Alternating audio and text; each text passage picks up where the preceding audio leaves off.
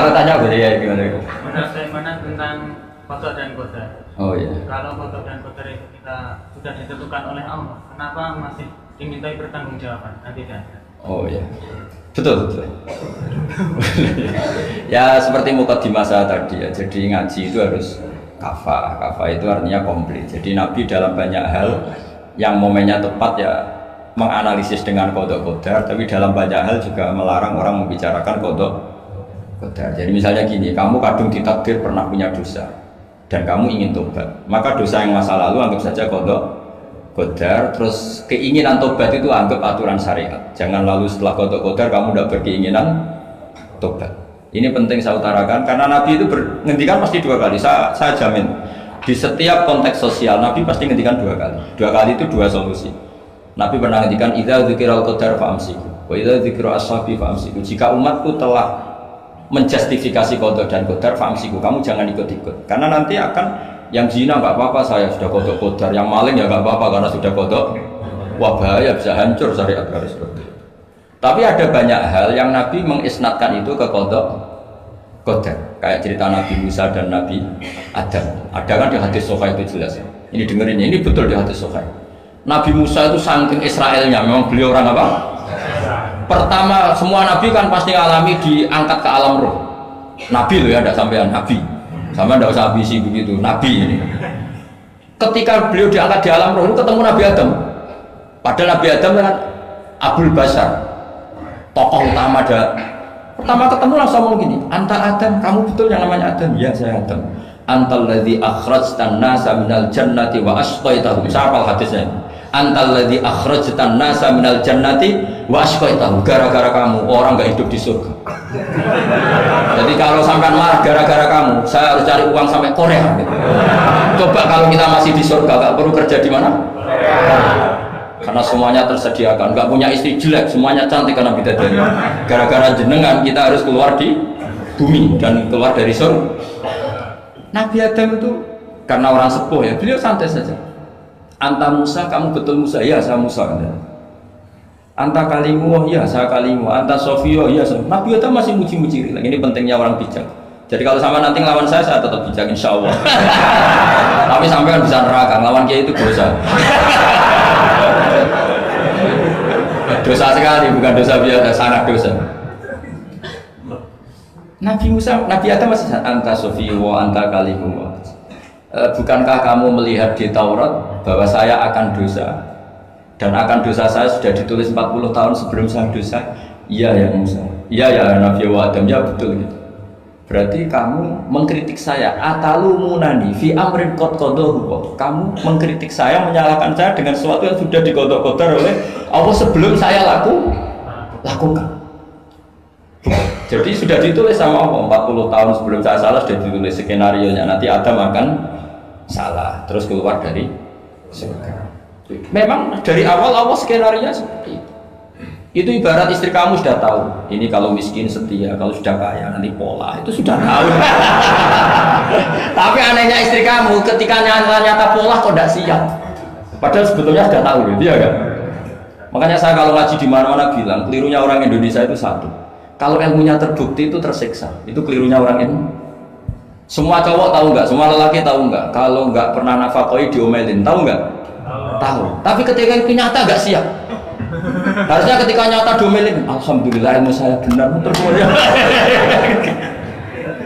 Tapi istri kamu juga gitu. Biasanya wong lanang nek duwe akeh pola. Terus denger sampean mulai cinta orang lain, harusnya kan alhamdulillah ilmu saya benar kan. Artinya gini, manusia saja bisa memprediksi. Kan nggak mungkin kita nyifati Allah nggak tahu Nabi Adam salah sebelum nyata-nyata salah. Tentu itu tidak mungkin. Nah maknanya kodok kodar kira-kira gitu. Allah itu tahu apa yang akan terjadi.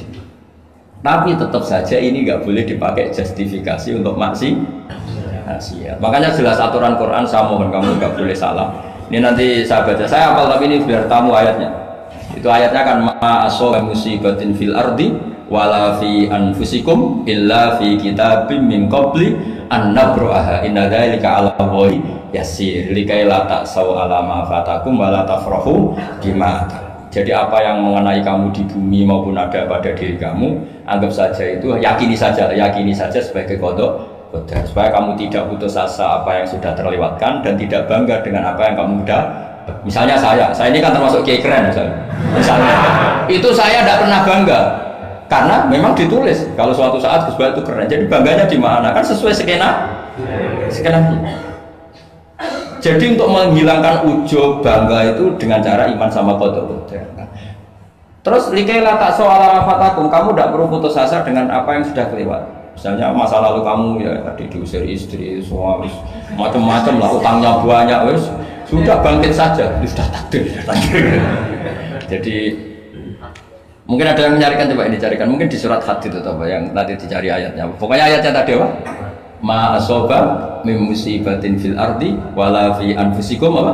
Illa fi kitabim min qabli an nabraha. Inna dzalika 'ala Allahi yasir. Likaila taksau 'ala ma fatakum wala tafrahu bima atar. Jadi qada qadar ditulis supaya kamu tidak putus asa menyesali apa yang sudah kelewat dan bangga kumoluhur terhadap apa yang kamu dapat. Jadi misalnya Pak Jokowi jadi presiden, untuk menghilangkan ujub ya, memang sudah ditulis kalau akan jadi ya biasa saja sesuai skenario. Ya sama seperti sampai suatu saat tua terus untungmu coplok, terus dredeg kepleset tiga. Soalnya harus senang saja. Zaman kamu muda juga sudah tahu kalau nanti akan seperti itu. Jadi kalau itu terjadi, ya sudah, memang akan seperti itu. Jadi ringan saja. Ini pentingnya ngaji. Jadi sesuatu itu mudah sekali kalau dianalisis dengan dengan L. Ya cukup ya. Satu lagi aja kan. Kalau nggak salah itu surat Hadid. Biar ditahukan suratnya. Diumumkan siapa? Surat apa? Hadid itu. Hadid 22. Hadid 22 ya. Hadid 22. Berdiri aja nggak apa-apa. Oh enggak, oh ya nggak apa-apa gimana? Assalamualaikum warahmatullahi wabarakatuh. Waalaikumsalam warahmatullahi wabarakatuh. Saya sebuah kehormatan bisa ketemu sama Kiai. Ya. Sebenarnya saya baru kenal Kiai itu 3 minggu yang lalu lewat YouTube.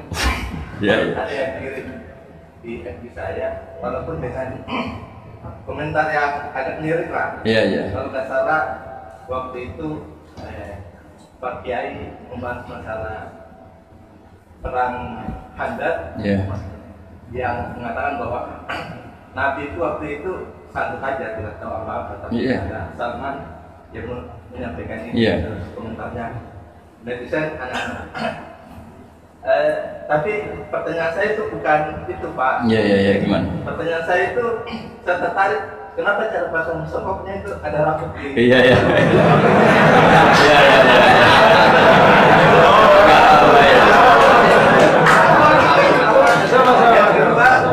Yang kedua, ini sebenarnya hal umum. Saya bukan ahli Al-Quran, tapi ada ayat yang mengatakan bahwa sampaikanlah dari aku cuma satu ayat itu enggak? Walaupun itu cuma satu ayat. Dari aku balihu anni walau ayat. Yang itu menurut saya menjadi dengan dunia medsos saat ini, orang yang betul-betul mungkin bukan cuma sekedar satu ayat, cuma satu kata, itu di broadcast yang mungkin memacu perdebatan. Makanya ini Bini, namanya siapa? Begini aja, ini saya jawab, tapi ini ringan, sama relax saja santai.